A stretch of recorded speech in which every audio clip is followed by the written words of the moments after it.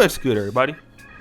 It's your boy, O'Shea Duke Jackson, back at it again with another episode of The Celebrity Junk.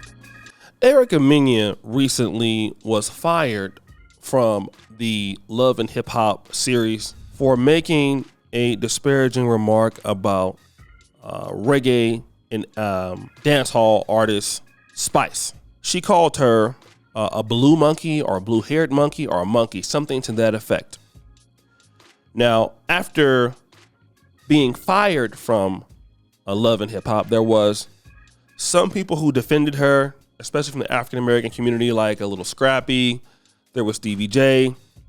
And there was like, well, listen, why did you guys wait until you posted it? I mean, you could have edited that clip out and, she would still have a job. Why would you just put that out there now? It doesn't make any sense. That was those arguments. But then after which she had another acting job from the All Black Network. And this MTV series was about $500,000 a year. She's also lost that. And she's also a breakout star in a series called Hush. All right. Now I want to read this official statement. We do not condone Erica Mena's recent reprehensible comment. She will be featured in the upcoming season of Hush set to premiere later this year, as production was completed months ago. But in the event of additional seasons, she will not be a part of the cast. And then it got me to thinking, why is that the case? Now, obviously, it is a racist comment for sure. We cannot deny that. But the next thing that we cannot deny is the audiences that support the series. Love and Hip Hop, I would assume, has a large African-American female audience. It's something that I'm willing to bet, I would say my life on. They have a huge audience from the community of black women. Not men, I would think, black women. Now, what about this all black Hush thing? We all know that African-American media, when you look at things like this, almost certainly dominated by who? Black women, okay? And because black women are going to make a lot of noise, they're going to be a lot of the sponsors for these shows that run ads. They're going to be targeting sisters, whether it's, makeup or clothing or whatever. They find themselves with a level of, you guessed it, power. All right. They have a level of power.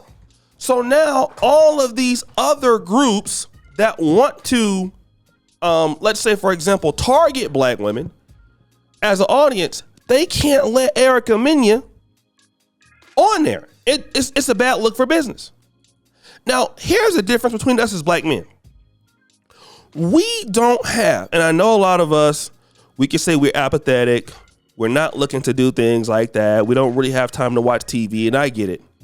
But one of the reasons why we as black men don't have some of the funding that we would need or sponsors that we would need is because we can't come out and shake somebody's stuff down and say, listen, we don't necessarily like what it is that you said about that particular brother. So because of that, that person needs to leave this network, or whatever he said needs to leave the network. What happened with the whole Jamie Foxx, Jennifer Aniston thing? Okay.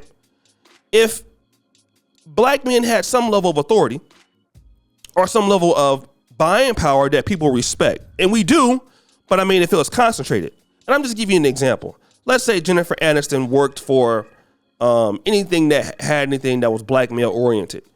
You could immediately get her fired. That's what the Jews do.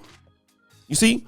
But us as black men, the reason why we don't really make a lot of political progress because our buying power or purchasing power doesn't really show up in media. Okay? And here's what I'm talking about. If we had some more black men in the media, even if it shows about us, shows that start off on the local level, it could be dusty as hell, but I'm telling you, shows catering towards black men, that is going to be the next big thing. Once brothers start to be able to produce that, and even businesses like that, I'm telling you, anybody who says something about black men, they are going to have to be punished. They're going to have to walk that back. Oh, I'm very sorry, I didn't know, and all of that stuff. They're going to have to walk it back. And that's what black men have to understand as a group about this whole power concept. This is what, and again, this is how I'm seeing everybody move. Let me just say this. I, myself, remember, and if you guys remember, I always talk about this. Remember when the 9/11 thing happened? 2001? Okay. Remember that? In 2001, okay? On 2001, after 9/11, it was open season pretty much to criticize anybody in the Islamic faith. People that were Muslims, the temperature in the country, people were scared.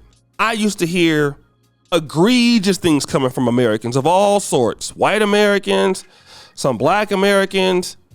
I mean, listen, it was a lot of people saying whatever they wanted to say about them. It was for real. Okay. Now, what is the difference? Now, the difference is now, hey, listen, Muslims say, look, we got to do something about this. We cannot allow us as a group to be, disrespected like this. So we will not. And that is exactly what's happened. Okay. That's exactly what's happened. And what happened is now you can't even think about talking about Muslims. Same thing with the Chinese and COVID. That was recently. We all know what the Asian community was being blamed for that. Listen, they shut that down real quick.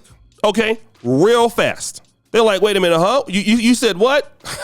Okay, what? Oh no, we're not we're not going for that. Absolutely not. Absolutely not. No. We're not having that. And that is exactly what happened. We are not going for that at all, period. So go find somewhere else. You can really deal with that, but it's not going down. It's not happening. And that's exactly what people are doing. And if you look at what black women are doing in this case, they're pretty much saying, listen, that person, because we have this economy, they can't participate. It doesn't matter if you think that they can't, not her, not that person, not that individual. Okay. That person will not be involved in that.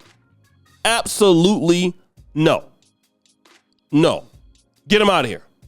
And black men are going to have to understand the play, brothers. We're going to have to understand the play.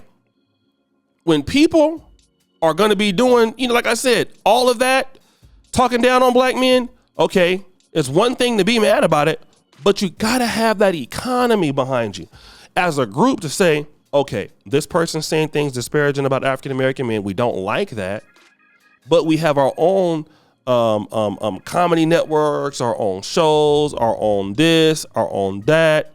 All right, so that person is going to have to answer to that. That person's going to have to answer to that.